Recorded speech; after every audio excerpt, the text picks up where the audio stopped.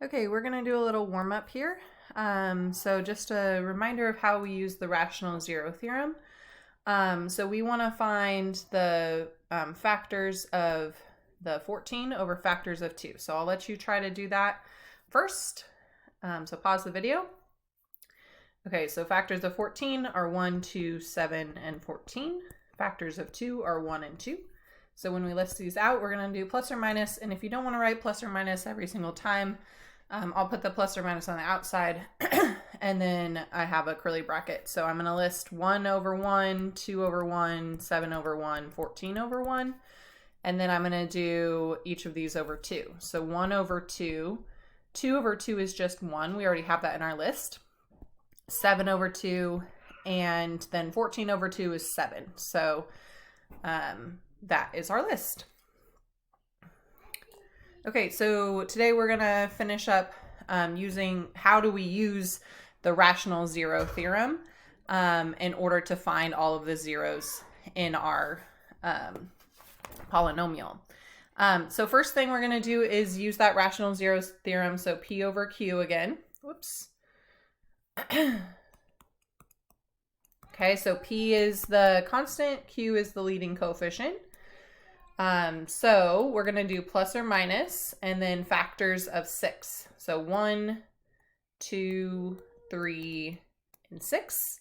And then over factors of 1, which is just 1. So our only options are plus or minus 1, plus or minus 2, plus or minus 3, and plus or minus 6.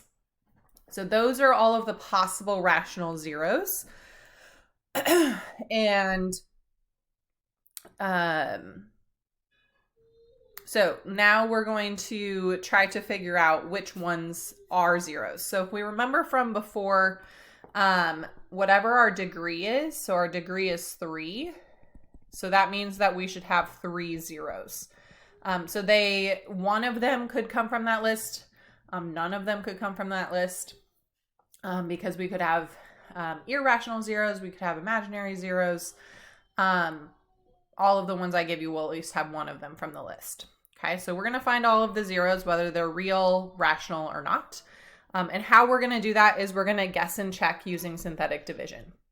So when we use synthetic division, what we're looking for is that we get a remainder of 0. Okay, so we're going to just start at the beginning, and I'm going to do 1 in my synthetic division, and then if that works, great. If it doesn't, then we'll move on. Okay, so then I've got the x to the third, x squared, x and constant. So 1, 2, -5, and -6. So we're going to bring down the 1. And then we have to multiply, add, and then we multiply times the 1 again. So we get 3. We add, we get -2, multiply. Okay, so this is not going to give us 0. So 1 is not a 0. Okay, so we're looking for a remainder of 0. The remainder is not 0. So we're going to try again. So I'm going to try -1. Okay, so I'm going to put the coefficients up here again, and I'm going to bring down the 1, multiply by the -1. So we have a -1 here. We're going to add, so we get 2 plus -1 is 1, times -1. Add here, we get -6, times -1 is 6, and that looks like it's going to work out for us. Okay, so whenever I give this to you on a test, I'm always going to give you a small number to try, so smaller than this, or it's going to be one of the first couple tries. So I'm not going to make you try like a million different ones. I'll kind of give you some clues on how we figure out which ones are going to work as we go on. Okay, so now since we know that this is a remainder of 0, I'm going to stop checking. So we guess and check until we get to this point. Okay, so now I know I can use my answer. So this is my constant, my x, and my x squared. So once I have that, I can use the factor theorem if it's factorable.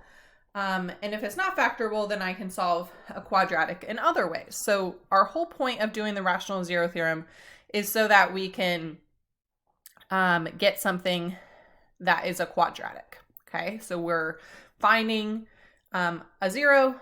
Then once we find the 0 now we've decreased the degree by 1 because we've divided. And so now we can try to factor. Okay, so I'm going to set this equal to 0, and I'm going to be trying to find the other zeros. So I'm going to factor this. So I'll give you a second here to factor that.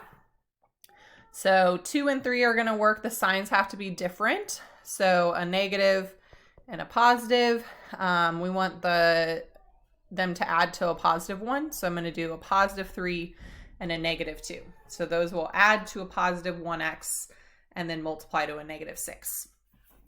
Okay, so now we're looking for what the zeros are. So I'm not just looking for what the factors are.